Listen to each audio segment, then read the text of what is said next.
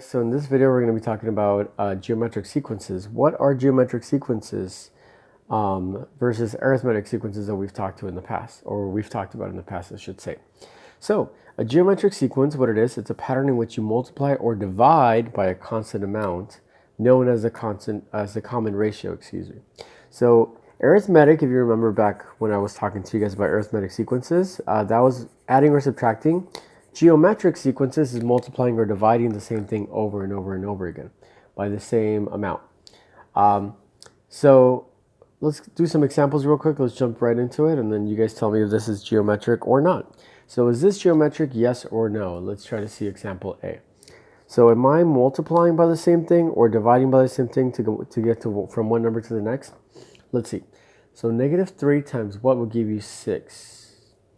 Let's see, so 3 times 2 is 6, right? 6 times 2 would give you 12. 12 times 2 would give you 24. So you know what? There's going to be a 2 in there. But it goes from negative to positive, and then from positive to negative, and then from negative to positive. So this is actually going to become the common ratio of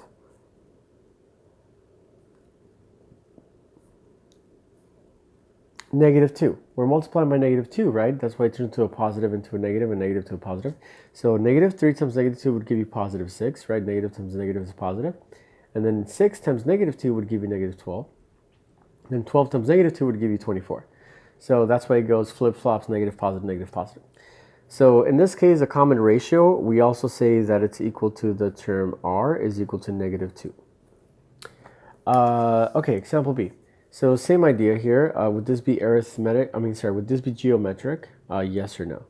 So it looks to me like the pattern is subtracting 10, right? Subtracting 10, that is not geometric. Subtracting 10 is actually an arithmetic sequence. So don't get that confused. Don't let that confuse you. It's not going to be a geometric. So that's a no. Remember, geometric is multiplying or dividing strictly. Next one, let's see what we have here. So seems to be like to get from one number to the next, we are multiplying by 5, right? 2 times 5 is 10. 10 times 5 is 50. 50 times 5 is 250. So r is equal to 5. And that is a yes. It's geometric. Okay, so the middle one's a no. That one was a yes, and the first one was, of course, a yes, because r equals -2. All right, so what else could they ask you? So they could say, find the first term, find the common ratio, find the next 4 terms by using the explicit formula. So the explicit formula looks like this. F of n equals f1 multiplied by r to the power of n minus 1. I already kind of told you what r stood for, right? R is the common ratio, what we're multiplying or dividing by. F1 is the first term. So if you know these two, you basically know your formula for your explicit formula for a geometric sequence. So this time they want us to go from the formula and find the first term, common ratio, and then the next 4 terms in the pattern. So the first term is basically easy to find. It's the number that's in front, right? The number that's in front of the guy with the power, the r. So in this case, there's no number in front here, but that doesn't mean that there's nothing there, right? When they don't write it, it's actually going to be a 1. So this will be 1 times 5 parentheses to the power of n minus 1. So therefore, we can say that f1 is equal to 1. That is my first term. R is a number that's under the power. R is equal to 5. So we have our f1, we have our r.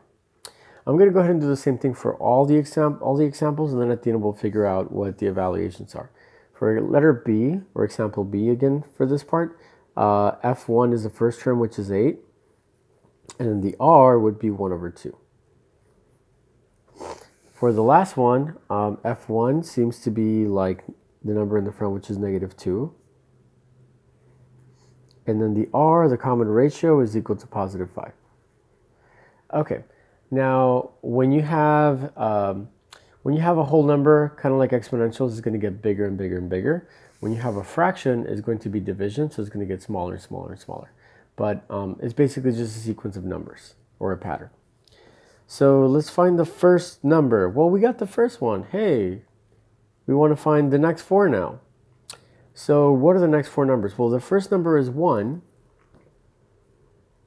The next number has to be 1 times 5, right? 5 times 1 is 5. The next number has to be times 5. So 5 times 5 is 25. The next number has to be that times 5, which is 125. And then 125 times 5 gives me 625. Did I do too many or is that enough? Let's see. First, 1, 2, 3, 4. Oh, that's about enough. So these are the first 5 terms in the sequence based on what they give us for the pattern. Okay. Let's do example B real quick. So the first number is going to be 8. So my first number is 8. So I'm going to go ahead and write 8 as my first term. And then I'm multiplying by 1 over 2 each time, or I'm dividing by 2 if you want to say it, think of it that way. So if my first number is 8, my second number has to be 8 divided by 2, which is 4. And then after that, my next number should be divided by 2, which is 2. 2 divided by 2 is 1. 1 divided by 2 is 1 over 2, or 0.5. 1, 2, 3, 4, 5, done. So there are my terms for the pattern. Let's do one more so we can make sure we got it. So what is my first number? Well, the number in the front was a -2, so I'm going to go ahead and write -2. Now my r, the common ratio, I'm multiplying by 5. So my second number has to be -2 times 5, which is -10. Then I multiply that by 5, which is -50. Then I multiply that by 5, which is -250. And then I multiply that by 5, which is times 1250, so -1250. Whoa, big number. Anyways, 1, 2, 3, 4, 5. So that is the first couple numbers in the sequence for this formula.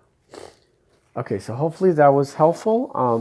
Now, let's say they give us something like this. So they give us the first term and they give us the r, and they want us to find the formula. So they want us to find the recursive formula and the explicit formula.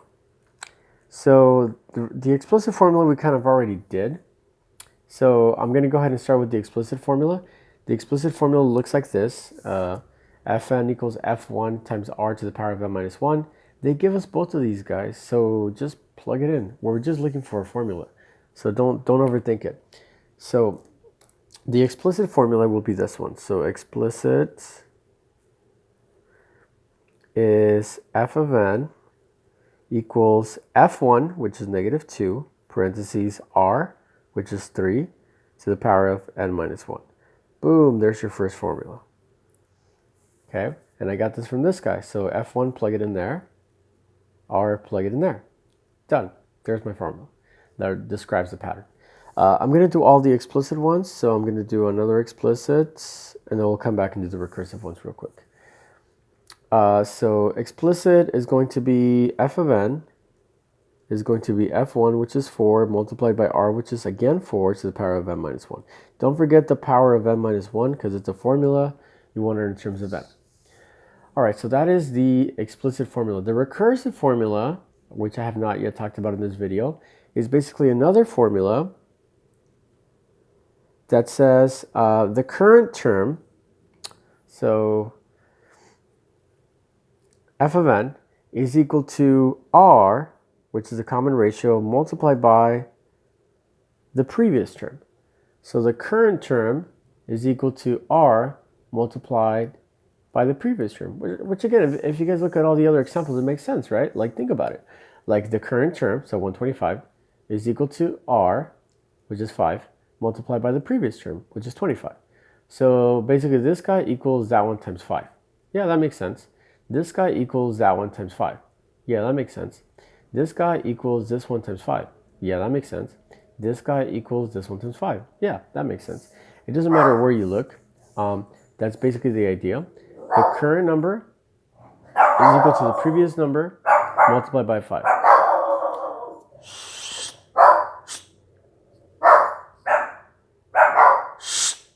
Sorry about that, guys. My dogs are barking uncontrollably.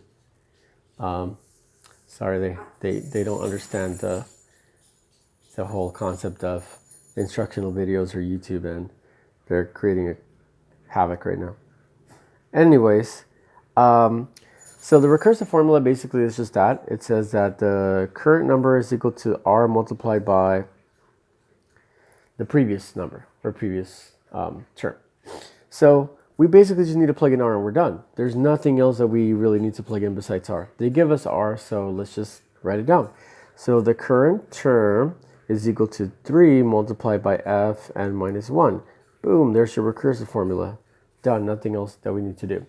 The recursive formula for this one is going to say f of n is equal to r, which is 4, multiplied by f and minus 1. Boom, there's your second recursive formula. Okay, so hopefully this video was helpful to you guys. I'll see you guys on the next one, and good luck.